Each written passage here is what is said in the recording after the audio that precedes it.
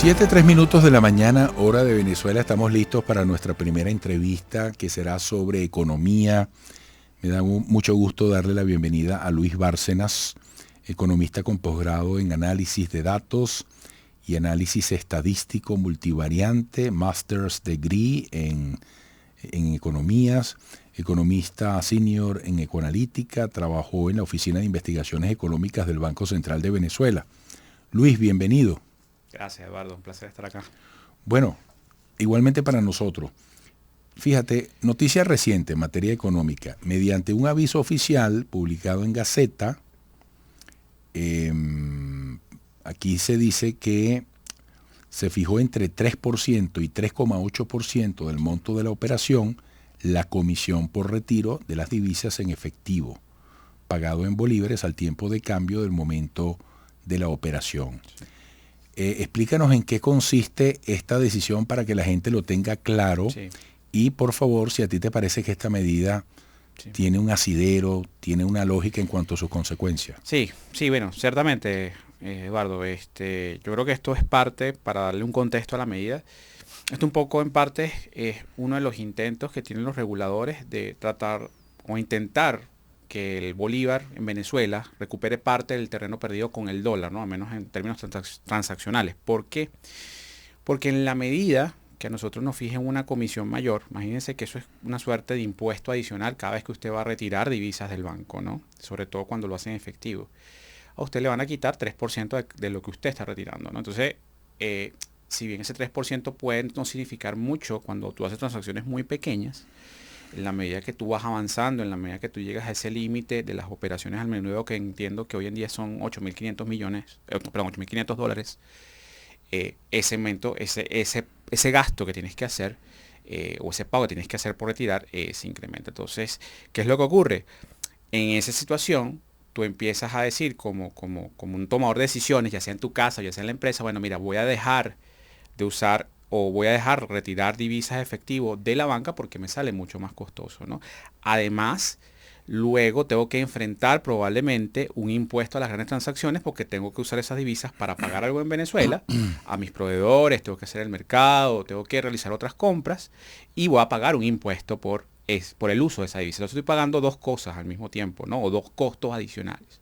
Entonces eso al final, en una instancia, digamos, general, tú puedes pensar que el gobierno quisiera de alguna forma decirte, bueno, mira, no demandes dólares, demanda bolívares. Usa los bolívares que yo te doy, sobre todo yo como Estado pagador de salarios en bolívares, usa esos bolívares, ¿no? Por otro lado, también está reconociendo en parte un problema que ha aparecido en las últimas semanas y está detrás un poco de lo que hemos visto con el dólar en las últimas semanas, que es la falta de divisas. O sea, en las semanas recientes, el Banco Central, como el ente encargado de velar que el dólar no crezca tanto, se ha enfrentado con una escasez relativa de divisas, ¿no? Por todo lo que ocurre ahorita en materia externa, por todo lo que ocurre en materia petrolera.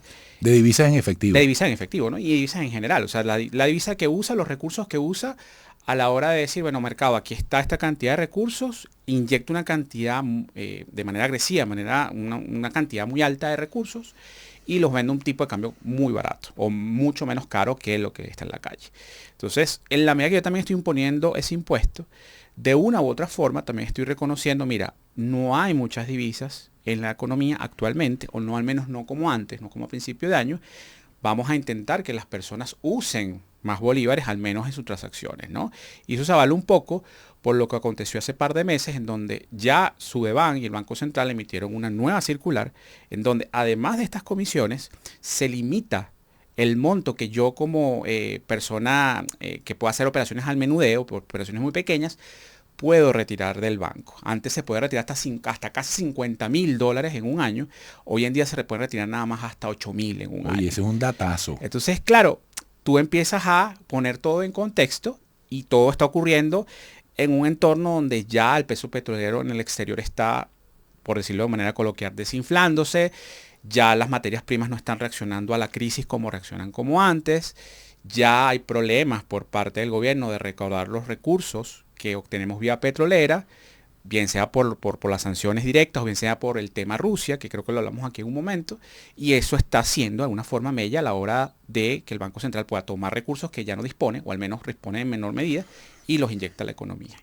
Y dentro de esa lista Sí. de razones por las cuales el Ejecutivo toma estas decisiones, se incluye su necesidad Claro. de más ingresos por vía tributaria. En parte, sí, porque fíjate que de hecho la misma implementación del impuesto a las grandes transacciones o digamos la reforma a la ley, porque el impuesto existía, pero existía solamente para transacciones en bolívares. Tú al ampliarlo al espectro de dólares, tú estás tratando como Estado, como gobierno en este caso, aprovecharte más de la dolarización. ¿Okay? Sobre todo cuando empiezas a detectar la estructura de ese impuesto, ¿no? No es casualidad que la mayor cantidad o la mayor alícuota o el mayor impuesto se paga para las transacciones que se hacen en divisas en efectivo. Entonces lo que quisiese el gobierno, lo que uno puede suponer, es que miren, ustedes tomen las divisas que transan usualmente en efectivo, las depositen en la banca y al hacerlo a través de la banca van a pagar un impuesto menor. ¿Okay? Por eso es que el impuesto está diseñado para que la alícuota que tú fijes para transacciones electrónicas, entre grandes comillas, es menor a la que se fija si tú pagas divisa en efectivo. Eso no ha cambiado, pero la ley establece que tú puedes, como gobierno, poner un impuesto mayor. ¿Te parece una buena argumentación la que sustenta estas decisiones? Desde Mira, una lógica general. No. O sea, yo creo que al final, y nosotros, y bueno, y yo directamente lo he resaltado inclusive desde el 2021, cuando ya los reguladores empezaron a ponerle trabas a la dolarización, sobre todo en temas que tienen que ver con la banca, ¿no? Recuérdate que cuando empezó la dolarización nosotros podíamos hacer transferencias entre bancos, a menos entre el mismo banco, en divisas, o podíamos usar estos mecanismos digitales, pago móvil, domiciliación de pago, contra nuestra cuenta en divisas. Eso se acabó desde 2021, precisamente por las prohibiciones que estableció el gobierno. Entonces, todo se enmarca, de nuevo, como te decía, en tratar de forzosamente, de manera necia, si cabe el término, de hacer que el bolívar recupere su terreno perdido. El problema es que tú estás lidiando con un entorno inflacionario que no para, con una falta de credibilidad que no has curado, que no has solapado del todo, y en la medida que tú inyectes bolívares, Eduardo, la gente se va a proteger.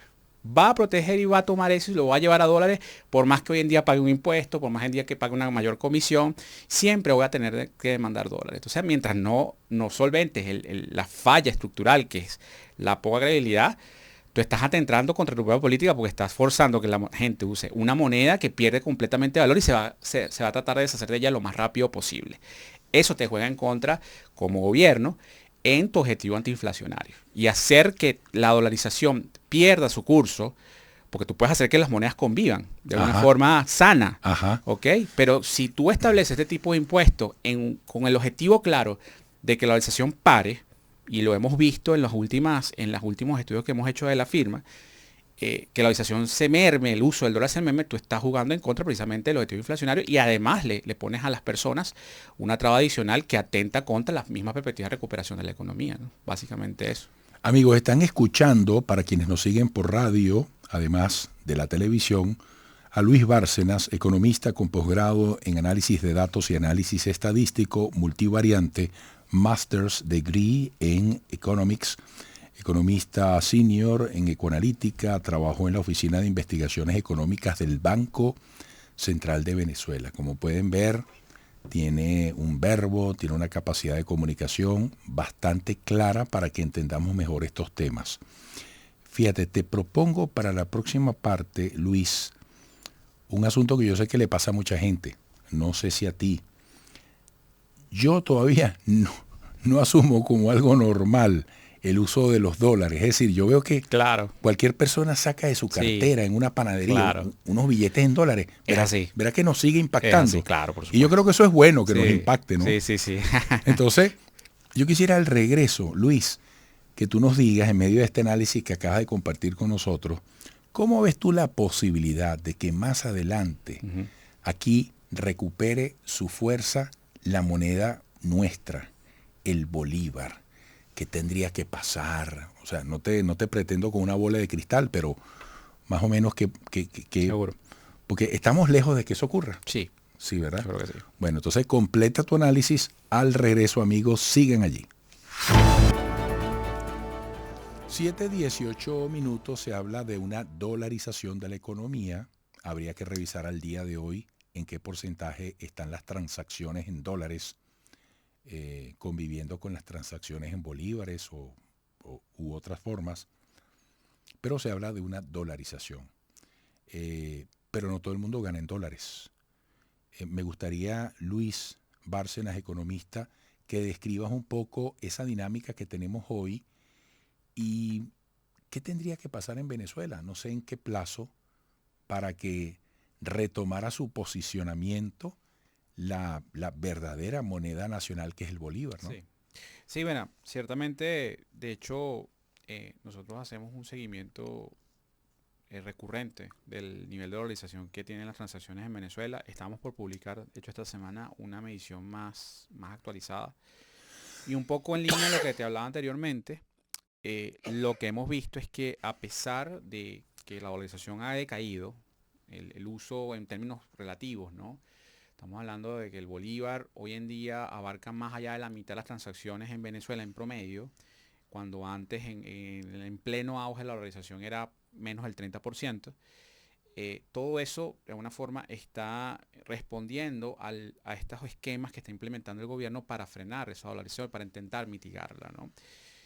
Pero como hablábamos en el otro bloque, como lo concluías, más allá del número, más allá de que hoy en día haya perdido 10 puntos esa participación, o más allá que el bolívar siga tenga teniendo peso, sobre todo en el consumo de bienes esenciales como alimentos, medicinas, ese tipo de cosas, tú y yo, y el venezolano a pie, y todos los que convivimos en el día a día aquí en el país, vemos que el dólar es cada vez más común en nuestra vida, ¿no? Y el venezolano se acostumbró a eso de una u otra forma, y eso más allá de ser psicológico es una reacción a lo que está ocurriendo con el país en materia de precios, ¿no? Más allá de que el dólar en Venezuela pierda poder de compra, que es esa incorrecta denominada inflación en dólares, o que ya podemos estar hablando de inflación en dólares, digamos que el venezolano no pierde el interés, por lo menos no completamente, de seguir usando el bolívar, ¿no? Más allá pasamos a usarlo como un medio de ahorro, un medio de intercambio.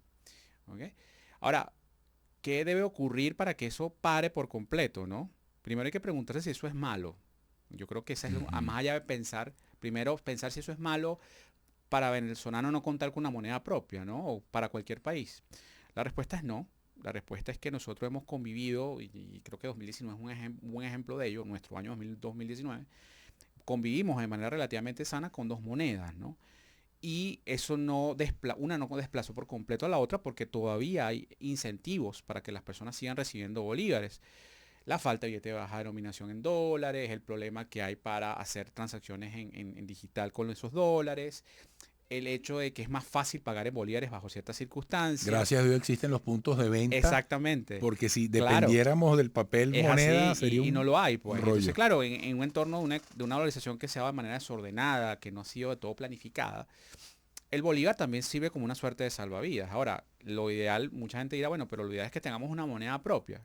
Yo creo que más allá del ideal de tener una moneda propia es tener una moneda estable, sea la que sea. Exacto. La que garantice que mis ahorros no pierdan valor en el tiempo, que mi salario no se pulverice con los precios, que yo pueda tener la capacidad de comprar bienes durables, comprar un apartamento, poderme endeudar, y probablemente eso ocurra hoy en día si yo gano exclusivamente en dólares.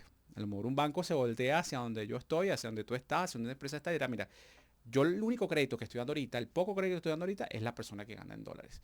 Ahora, asumiendo que sea malo, que tú quieras decir, o que tú desees retomar el bolívar como un medio de intercambio válido, que el gobierno lo desea hacer para generar ingresos, para poder favorecer de manera más directa a ciertos sectores, falta muchísimo, Eduardo, porque un punto importante, y creo que el gobierno se ha dado cuenta de eso, es el tema inflacionario.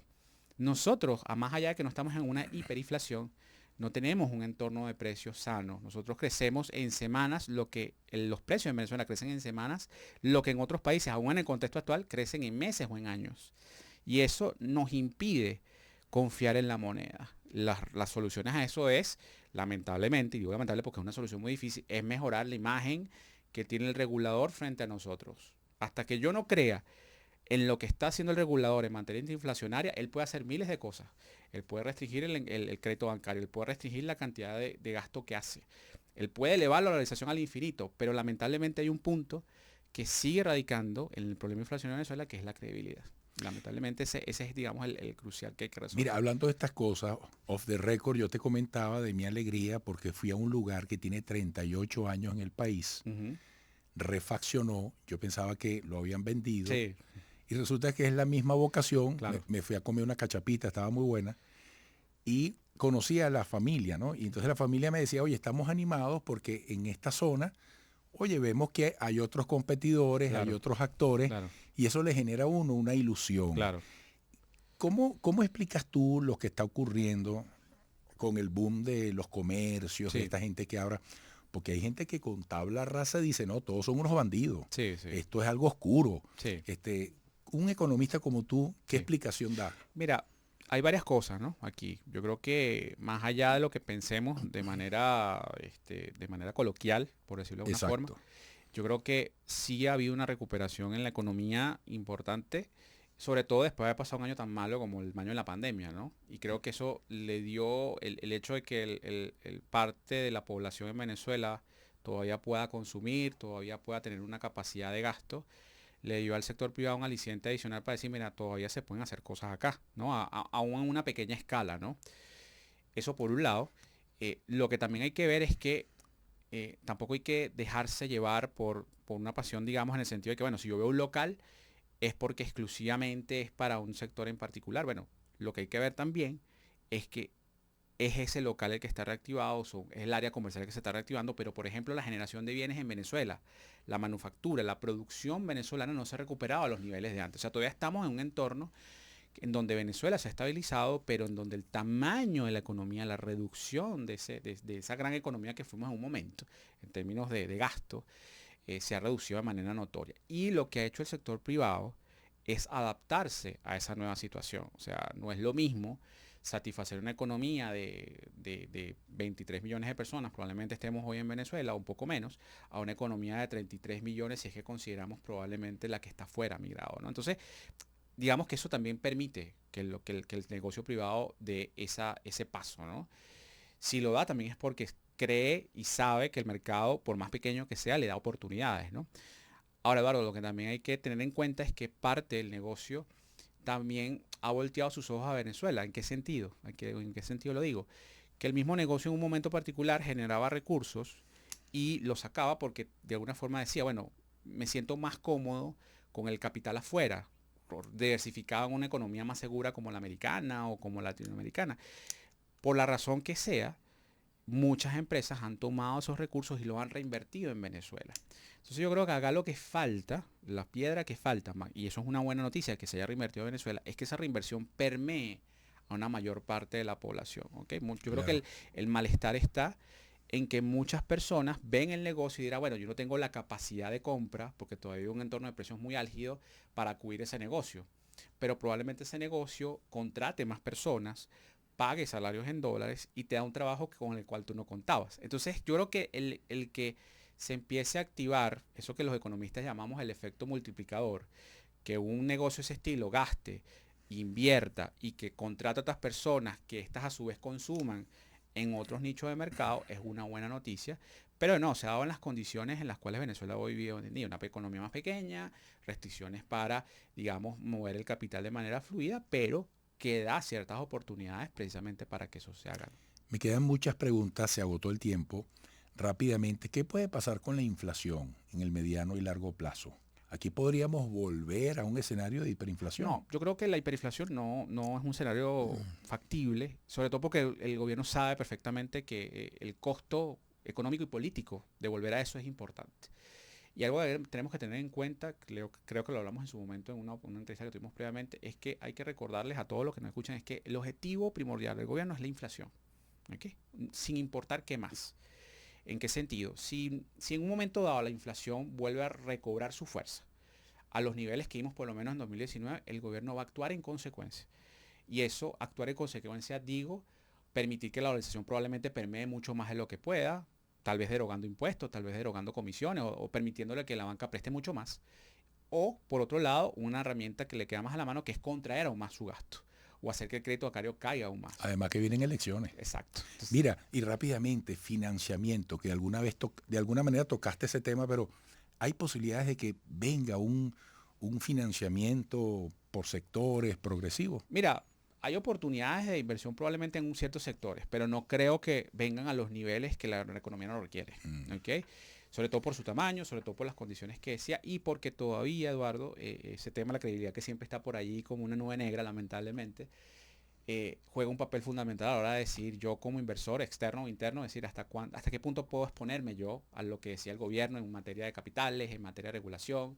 El gobierno es claro en eso y por eso toda esta discusión sobre el tema de la zona económica especial y todo lo demás, pero falta mucho para eso. Yo creo que lo que queda de parte de nosotros es tratar de aprovechar lo que ha llegado hasta ahora, ¿no?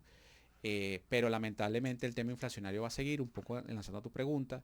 Creo que todavía hay necesidad por parte de la población que el gobierno gaste más y eso es lo que puede ocurrir el año que viene y probablemente el próximo. Y si siguen con la visión de frenar la dolarización, probablemente eso va a permitir que el tipo de cambio probablemente se ajuste mucho más a inflación y veamos un entorno de precios mucho más volátiles como el que hemos visto en el último año. Bueno, Luis, definitivamente tienes que volver pronto. Es mucha la materia. Con mucho gusto, claro que sí. Y te felicito por esa capacidad para comunicar, además de una manera sobria, técnica, incluyente, muy ilustrativa como lo necesitamos los venezolanos. Gracias. Hasta pronto. Hasta pronto, gracias. Luis Bárcenas, economista con posgrado en análisis de datos y análisis estadístico multivariante. Volveremos.